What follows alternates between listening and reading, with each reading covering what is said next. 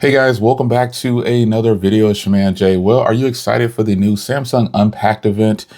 I'm somewhat excited because, leaks spoil it for everyone. Sometimes even if you don't want to see them, some people push them onto you and there it is. The fun is spoiled every year, but we should be used to that by now. But I will be picking up the S26 Ultra. In fact, I already have tons of cases for the S26 Ultra. I've had them in the house for easily 2 to 3 weeks. And this is the Onyx. I'll be showing you that in another video once I actually get a real phone in hand. But this is my S25 Ultra, and I have no idea whether I'm going to trade this in or not. But here's why I would trade it in. For one, I don't think I'll use it anymore because the phone I'm using is the Galaxy S25 Edge, which I'm recording this video with in the front camera. I think Samsung should have gone more the route of this design and not so much staying with these thicker phones like this.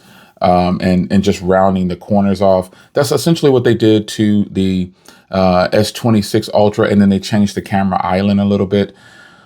But is that enough to sway you to give up your S25 Ultra? Now, I will definitely trade this phone in if they're offering really good trade-in values, meaning they're going to give me at least $950 for this phone or $900 like they do every year. They give some good trade-in values. And again, I just don't see the need to keep this phone since it doesn't have the features of the previous generation, which is the Bluetooth S Pen, which I thought was very nice. And then they also moved the S Pen to this left side of the phone. When they did that, I was like, oh man.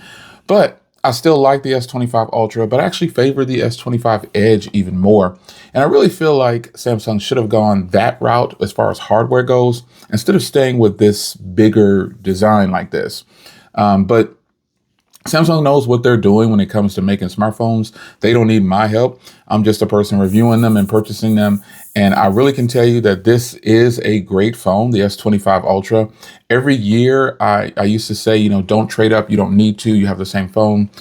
Well, if you can spend $200 or $100 and get the new version, just go for it. It's no need in holding on to the same phone. You're going to be buying just a little bit better version of what you have. And in most cases, it's worth that extra $100 to $200 nowadays because you don't need to be like some of us that are stacking the phones up like that. So this phone, when it released, it didn't have that privacy feature that it has.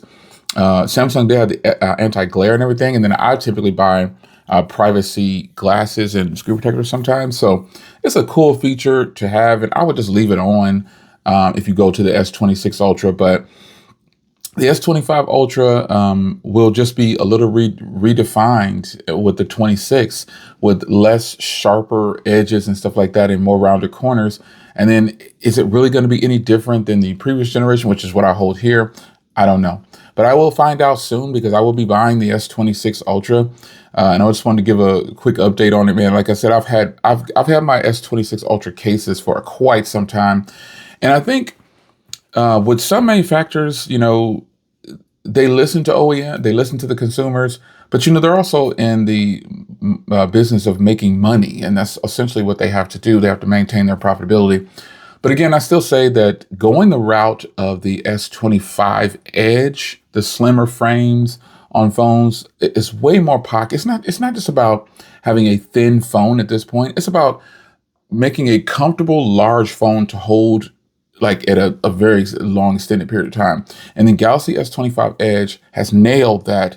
And it's proven to me that it has all the characteristics of this phone minus the S Pen. So I think Samsung definitely could have went the route of bringing out an S26 Ultra in that thinner body. But I'm hoping that they bring out an S26 Edge, even though rumors would say that's not going to happen. We don't know what these companies will do. And the only thing we can hope for is that they listen to the consumers in some areas that they have not in the past. So I'm excited a little bit for the Galaxy S26 Ultra launch, but not as hyped as I used to be over the years. Yeah. This is your man Jay. Hope you guys enjoyed, and I'll see you in the next one. Are you buying the Galaxy S26 Ultra or any of the phones in the lineup? And all you got to pick up one of their new watches. Let me know in the comments. Take care.